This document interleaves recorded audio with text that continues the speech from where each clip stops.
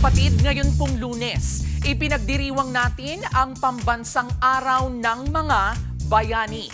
Ang National Heroes Day ng ating bansa una pong idineklara noong 1931, panahon pa ng pananakop ng Amerika sa ating bansa. Sa Nooy Act No. 3827, idineklara na kada huling linggo ng Agosto, ipagdiriwang ang pambansang araw ng ating mga bayani. Noong 2007 lang ito nabago, alinsunod sa Republic Act 9492 ni dating Pangulong Gloria Macapagal Arroyo. Inilipat niya ang selebrasyon sa kada huling Lunes ng buwan. Ang araw pong ito, pagunita rin sa tinaguriang sigaw ng Pugadlawin sa ating kasaysayan. Ito yung sinasabing nagpasimula ng himagsikan ng mga Pilipino laban sa mga Kastila.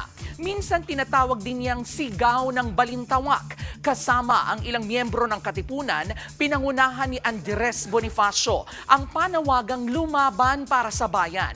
Bilang simbolo niyan, sabay-sabay po nilang pinunit ang kanilang mga sedula o resident certificates. Para naman sa ilan pa nating mga kapatid, ang obserbasyon ng National Heroes Day ginawa po para naman gunitain din ang mga mahalagang nagawa ng iba pang mga natatanging bayaning Pilipino sa ating bayan.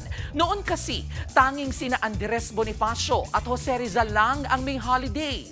Ang pambansang araw ng mga bayani, isa pong paalala sa mga dapat tularang mabubuting gawi ng ating mga bayani. Dahil tulad ng kay Alaman, ang kanilang ambag sa bayan ay K-Yamanan.